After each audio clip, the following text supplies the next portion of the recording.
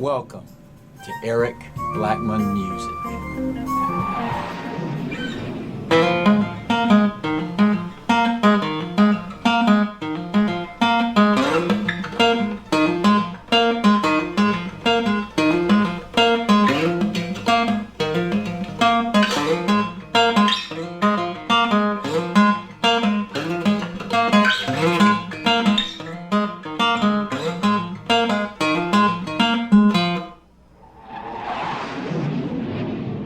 Hi, and welcome to Eric Blackmon Guitar.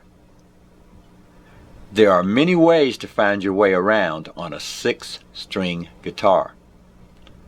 One of those ways is what I call the 5 rule.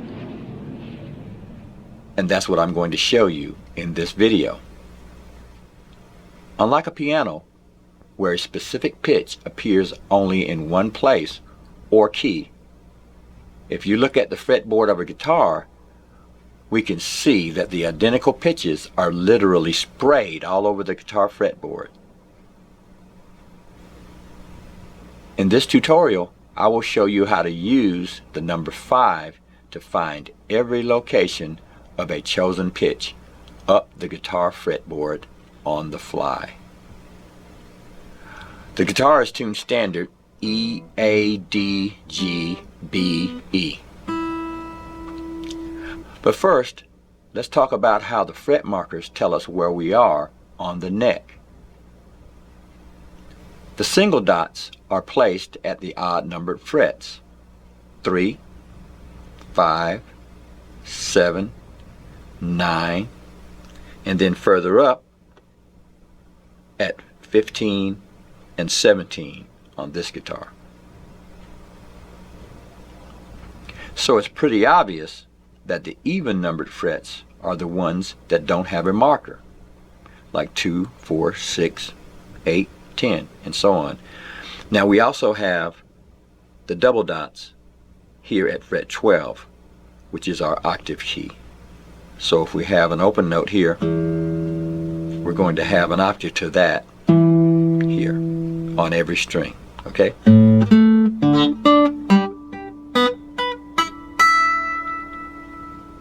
Here is how we will use the 5 rule to find identical pitches up the fretboard. We'll start with an open G note.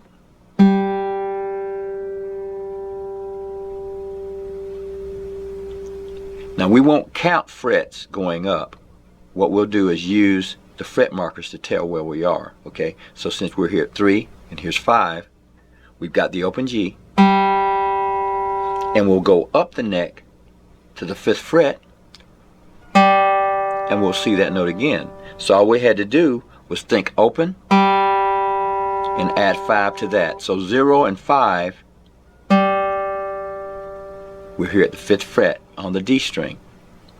Now if we add 5 to 5, which is 10, we'll go up a string, go to the 10th fret, and we'll find that note again. If we add 5 to 10, we'll get 15. And here we are on the low E string at fret 15, finding that same pitch. Now for the E, A, D, G strings, this works the same way every time. So if we go to fret 3 on the D string, which is an F, and if we add 5 to 3 and go up a string, which would be 8, we've got that note again. We're going to add 5 to that, 8 and 5, 13. And there's that note again. Now because the B string is tuned to a third relative to the G string, we will have to adjust the rule a little bit to compensate. So if we go to the B string and find a note, say we go to fret 3, that's a D. We'll have to go up 4 frets when we go up on the G string. So 4 and 3 will be 7. So there's our note again. Now we'll go back to the original rule, which is 5, 7, and 5 is 12. There's There's our note. 5 more. There's our note again on the A string. So when we choose a note on the B string, we will add only 4 frets to cover that half step difference.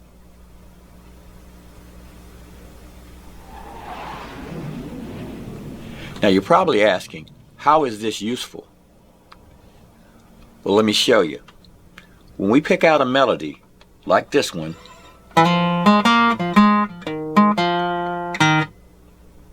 if we play it here and go up 5 frets, sounds a little bit different. If we go up again, sounds even more so, even though we're using the same notes. So what we want to do is choose the one that we like the best. I kind of like that one.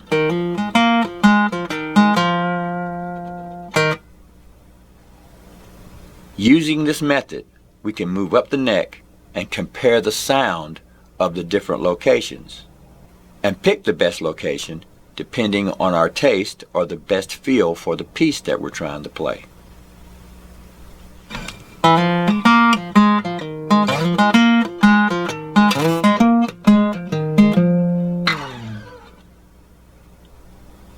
Well, my friends, that's all I got for you for now.